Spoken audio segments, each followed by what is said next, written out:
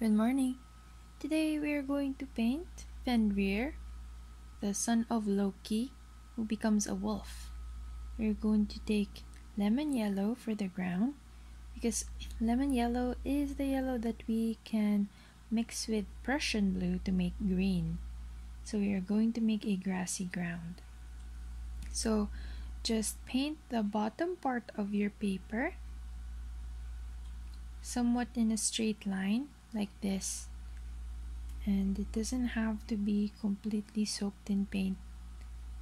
I mix some parts with a lot of water and some with more paint than the other parts. Then I take the Prussian blue after cleaning my brush on the sponge and in the water, and I try to blend it right away as soon as I apply it so that it doesn't stay too blue. I use a lot of water here to keep the paint running all across the yellow parts so that they don't settle into blue patches. You can use your eyes here to just see where you want it to be darker, where you want it to be lighter. And later when we finish the main figure of the painting, then we can edit it a little bit. Here I'm just putting some grass, and later I will grow these grass tendrils to be bigger because I need to put the background first. So here I'm wetting the middle part just because it dried up a little bit, and I'm using carmine red after cleaning the brush, of course. I'm using carmine red to be the background of the main figure, which is Fenrir the wolf. So I'm just making a big circle of red in the center of the background here, and I'm making it expand from the middle, and then when it's big enough I start blending the edges with water so that there is no very harsh line. I'm blending the edges here, okay, because this carmine red is soon going to blend to vermilion here. See, so I dipped my paintbrush in vermilion to make a gradient going from the reddest red moving towards orange up to golden yellow. So carmine red in the most center here, and then when I apply the vermilion I make it go all around the red, and you can see that it went behind the horizon here. And then I'm blending the edge of the carmine red and the vermilion because the carmine red's lines were too strong, so I softened it to blend more with the vermilion. And now I'm blending the vermilion into the carmine red, and now I'm expanding its edges out to fade into the white before I add the third color in this gradient. So again, we are just making a gradient that's circular with the center being carmine red and the outside being golden yellow with vermilion in the middle.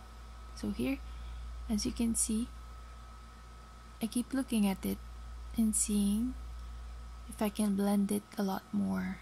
So take your time here and make sure that the edges of each color is soft and it's well blended in the middle so you can barely see a partition.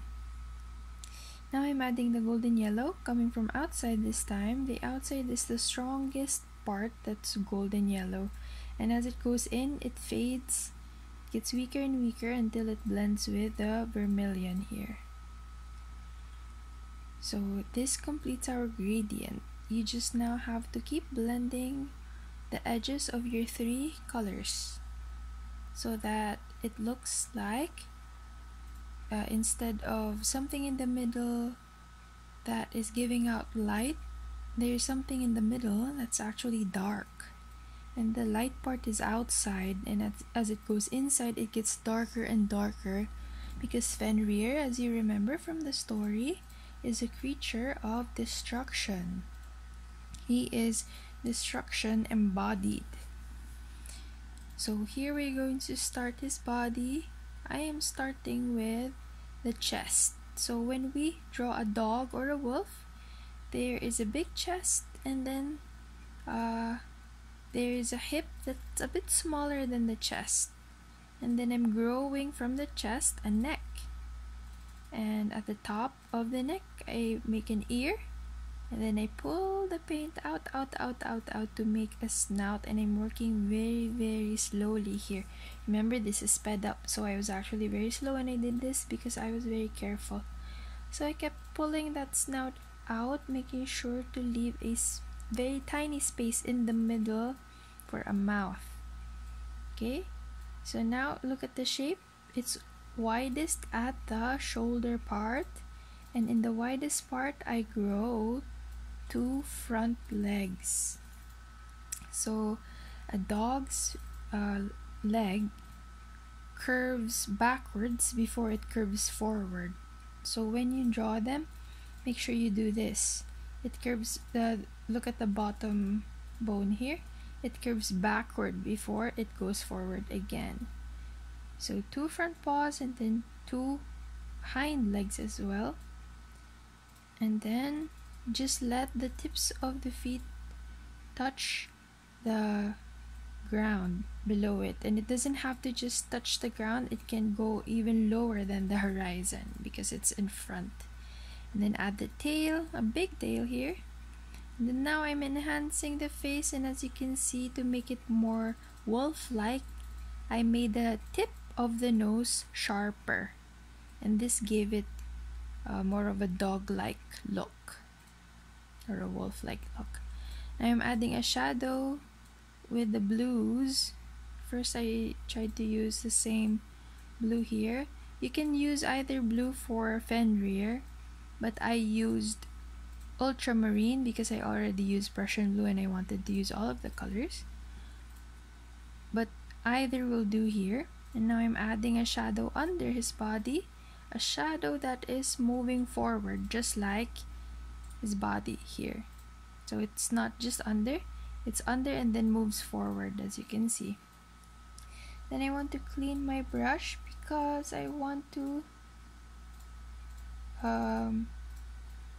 put the paws on, because I put the legs and then I realized there could be some paws at the tips that are curving backwards here.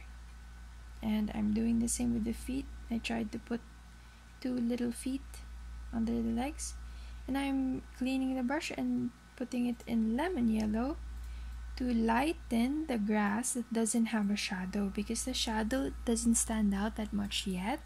And now we are working again with our grass to make it brighter by adding a lot of lemon yellow, making sure not to paint over the shadow. And now you can see there's a bigger contrast, and I'm making the grass grow even taller by using Prussian blue and lemon yellow together. So the grass is just there to frame the painting a bit, but it also shows that life is growing where Fenrir is not standing. So the middle of our painting shows darkness, and the outside shows more lightness and life. And that is our painting for today.